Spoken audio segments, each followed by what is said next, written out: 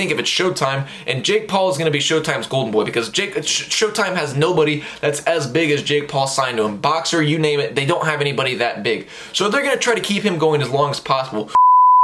Previously on Nicola Wood BJJ. So, Jake Paul is fighting Tyron Woodley. I think this is great. This actually could be our chance as the MMA community to finally get one back on Jake Paul in boxing.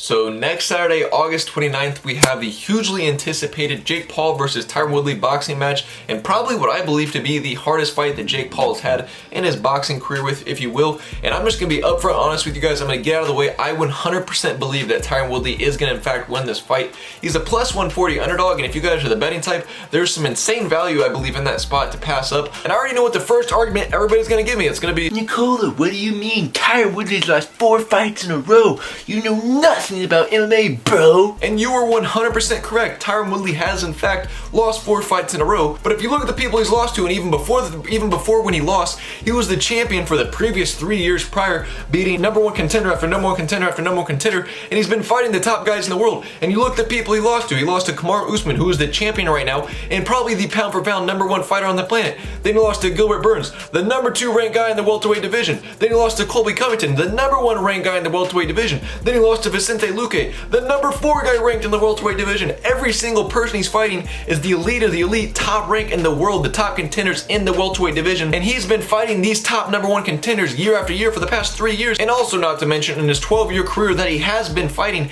he's only been knocked out once in 12 years. It's gonna say he has 2 knockouts on his record, but the other knockout was when Colby Covington, he broke his rib in that fight. It's literally the same exact thing as the Conor McGregor fight. You wouldn't say Conor McGregor got knocked out when he broke his leg in the last Dustin Poirier fight, even though it does say TKO. And the next argument I know people are going to try to give me is, But Tyron Woodley's too small. He fought at 170. They're fighting at 190, and Jake Paul's like 6'6", man. And you are correct. Tyron Woodley is in fact probably going to be a lot smaller than Jake Paul. But it's not going to be the first time that Tyron Woodley's been on the smaller end of fights. What is Tyron Woodley's best punch? Tyron Woodley's best punch is at overhand. What is the easiest punch to land on a taller person? The easiest punch to land in Tyron Woodley's best punch is the overhand. He connected this punch when he won the world title against Robbie Lawler. He connected this same exact punch on Darren Till, who's probably actually in similar size to Jake Paul, if not bigger, and Tyron Woodley will probably have no problem landing this overhand on Jake Paul. And in fact, it'll probably be easier in a boxing match because you have to figure, you're throwing that punch with 4-ounce gloves, you're gonna be punching with boxing gloves now, they're a lot bigger, so it's probably gonna be a lot easier for Tyron Woodley to land this punch. And ultimately, Tyron Woodley just has a massive experience edge over someone like Jake Paul. He knows how to get inside on a bigger guy that has a bigger reach and how to land shots.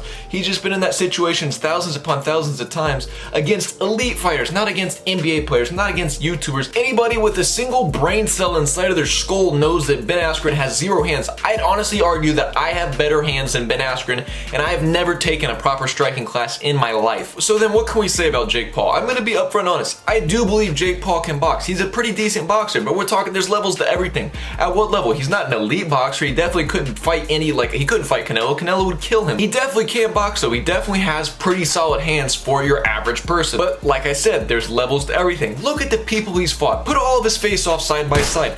He's been bigger than every single person he's fought, so he is handpicking his opponents. And then look at the people he's fighting. He fought a YouTuber. He fought a former NBA player who's never probably been in a boxing match in his life. And then you go to Ben Askren, who literally has 0 hands. I ultimately believe that this fight actually comes down to whether or not Tyron Woodley can get in range and land his shots. Because Jake Paul is the bigger guy, that would be how he wins. If he just keeps Woodley at range and starts landing power shots and maybe beats him in a decision, or maybe one of them gets through and connects. I doubt maybe he would really connect on Tyron Woodley. I just feel like Tyron Woodley has the footwork, the head movement, the speed, everything that comes with the experience of being an MMA fighter at the professional level for 12 years.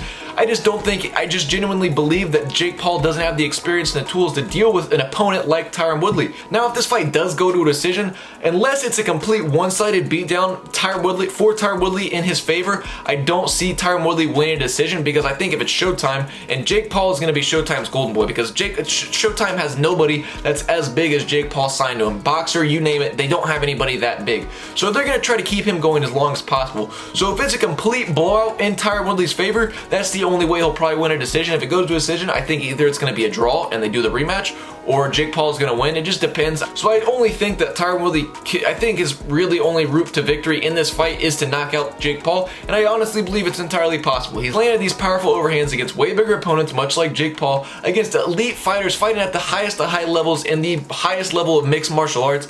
I just genuinely believe that the experience, the athleticism, and the overall skills that Tyron Woodley possesses, it's going to be a nightmare for Jake Paul. If Jake Paul does pull through and actually win this fight, if he does knock out Tyron Woodley, either one of two things. I'm probably going to think one or two things. Wow, this was a dive. I really think it depends. If it's like a clear knockout and I can tell he got knocked out, I don't know, maybe he didn't take a dive, but then I'll give Jake Paul his props. But I know nothing about fighting if Jake Paul actually does knock out Tyron Woodley. I will say that up front. I know nothing about fighting, but I'm putting everything I know about fighting. If I'm doing the fighting math and the combat sports math in my head, I just genuinely don't see how somebody like Jake Paul, even though he has taken boxing very seriously, he has been doing it for the past 2 to 3 years or however long he's been doing it, he has the money and the resources to get good at boxing, but he doesn't have the experience. He doesn't have 12 years fighting at the highest levels, going through that many training camps, fighting with the best fighters in the world and having to prepare, upping your game and upping your level to fight the elite fighters of the world. I just don't think Jake Paul has that. And if Tyron Woodley does in fact take this as serious as he is saying, I just don't see how Tyron Woodley loses. I'm curious to hear your guys' thoughts, your opinions in the comment section below. Who do you guys see winning this fight? Let me know. Like, comment, subscribe, and until next time, I'll catch you guys later.